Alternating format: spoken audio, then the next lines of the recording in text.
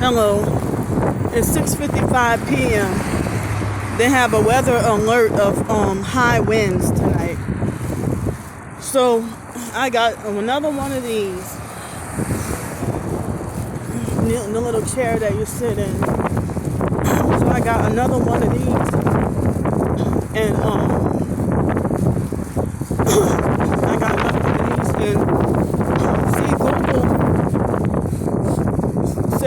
Google didn't say it was supposed to rain, but earlier it looked like it was gonna rain.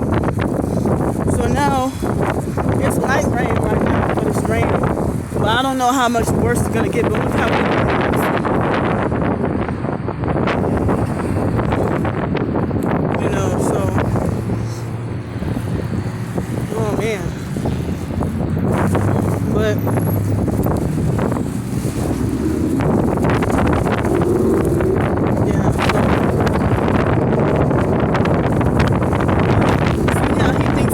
important.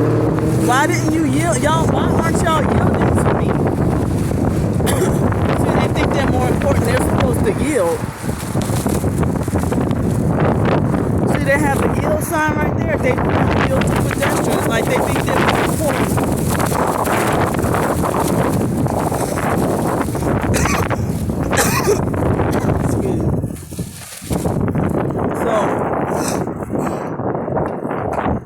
I'm just, showing y'all proof of the weather. That is, even as far as Texas, is freaking hail. I mean, I don't see hail right now, but it's been bad weather and hail, tornadoes, and stuff like that. So, sorry, I got a lot of stuff in my hands.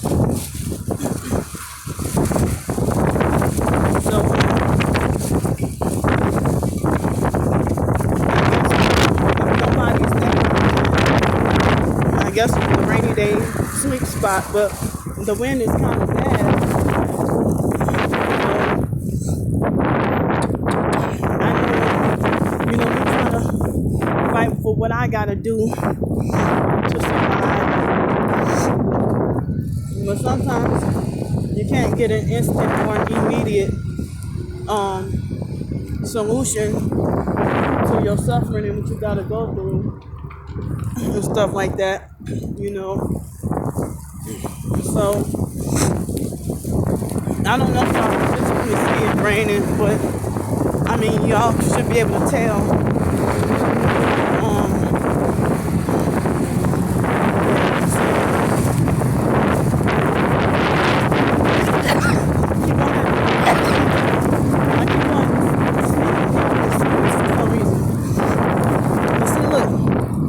See the water on here? In case you sociopathic online person want to falsely accuse me of lying for attention, so it's pretty windy out here. And I got, I don't know, it's kind of emotionally touching short story that I wrote.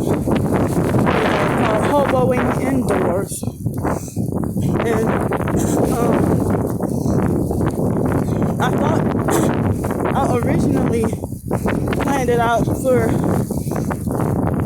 to be a story about a group of women in a women's shelter, but it turned out to be a different story.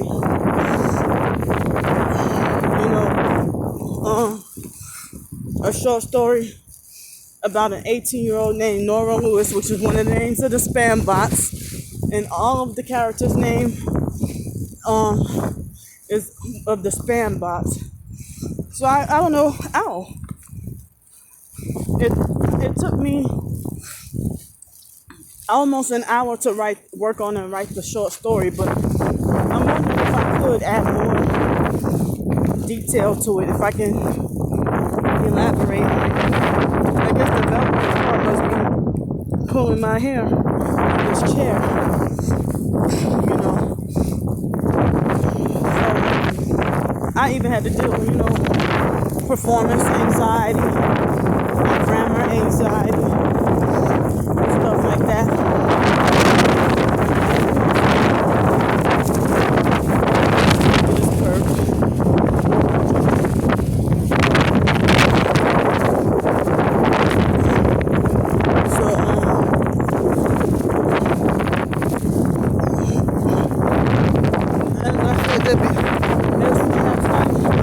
Stuff that I wish I could say in my videos, but I guess certain things I don't say because I'm trying to keep down trouble and confusion. And even though I still have some certain things you gotta speak out against, so you gotta talk about. But certain things I feel like it's like I'm stuffing a lot of emotions of my experiences. I'm stuffing in a lot of emotions, and it's not fair for me to be forced to put a series of stuff or traffic. Well, I think it's over exaggerated and stretched like I said trash. Yeah, this gang stuff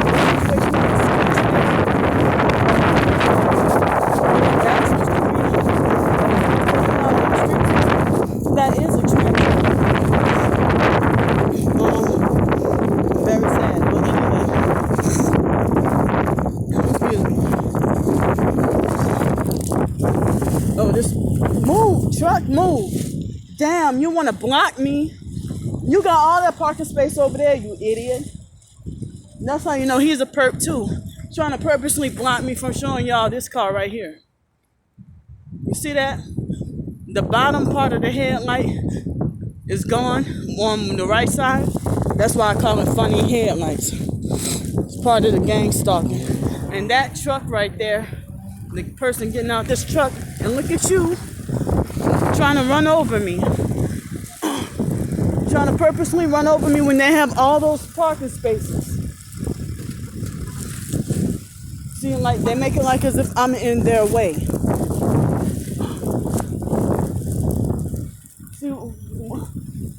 See all these other parking spaces over here, and you come park by me. You come park right by me. But I'm being petty because he didn't succeed at hitting me. And this is another one. I dare you. And you ain't even paying attention. Looking to the back. I see you with your Alabama license plate and funny headlights too. So this perp right here that just tried to hit me, trying to run over me, he's sitting in his truck and he ain't getting out. And that silver truck right there ain't getting out. And here this Malibu right here, wait till I approach the pull out. Oh, after I said, now you get out the truck. You almost hit me with your truck. Watch this. Now he's talking to somebody. He got his earbuds in. That's the guy right there. He got his earbuds in talking to somebody. Like, y'all attempt to purposely hit people. You see that? It's just two vehicles right there and all those other parking spaces. In all places you're gonna park where I'm walking at. I didn't even realize he was trying to come, but and that's what I'm saying, like, they're purposely trying to hit me with their vehicle and then make it like as if I'm in their way when they have all those other parking spots in other places. I'm glad I was able to get that on film, get it on camera. I'm surprised this person is generous enough to let me pass. But I heard that sometimes the perps will pretend to be fake generous just while they sneak and take a picture of you. I don't care how crazy I look right now. But because if you refuse to be mind controlled the program, they'll make it like you're mentally unstable and crazy. But you think you're smarter and have more sense because you blindly obey the system and do what you're told. Some people, I don't see how or why they're targeted if they still agree with and defend the system too. That y'all targeted for no reason. So the short, ooh, bright freaking lights over there hurt my eyes. But what I was trying to say was with the short story, Hobo'ing Indoors was about a person named an 18-year-old named Nora who her parents kicked her out the day she turned 18, and then she got a job, and she had the job. Her boss had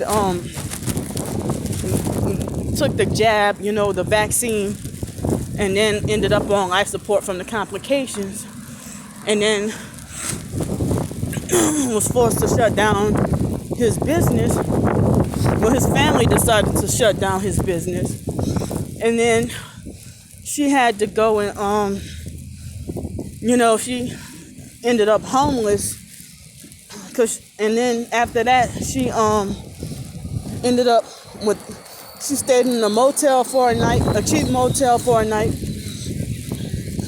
All right, these some perks. She stayed in a cheap motel for a night, and then after that,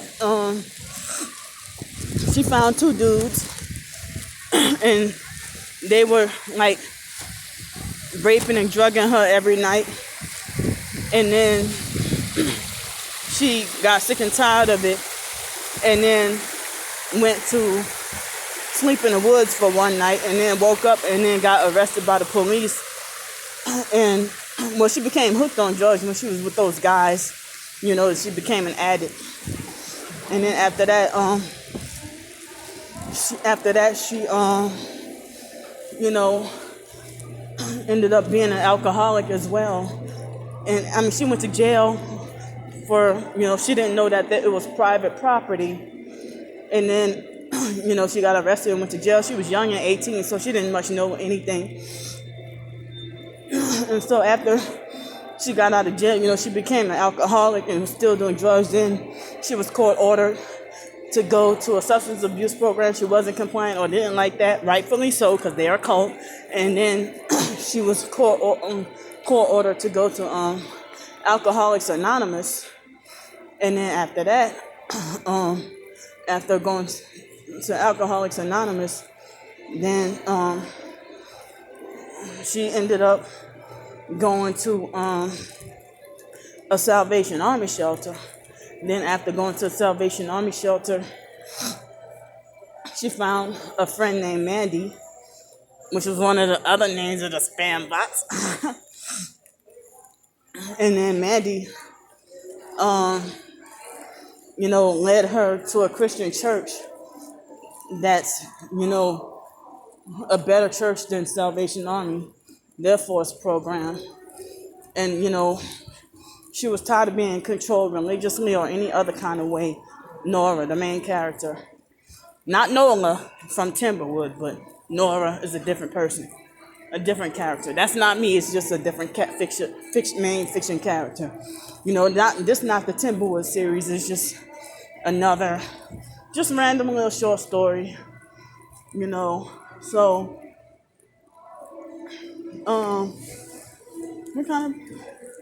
So then she found Jesus Christ and ended up Mandy showed her a church where she can get the love of Jesus Christ and knocked out all that control and religious stuff. And, Nora found her husband and got married and had like 17 kids and 2 sets of twins. And they live happy and stuff like that. So I got so much stuff in my hands, so I guess that's all I'm gonna say. I don't remember everything word for word, but I don't know if I'm gonna add more to the short story or leave it at that, because I wrote all that and I didn't get all that much sleep last night, so I'm sleep deprived still. So I'll see y'all in a while. Love y'all. Bye.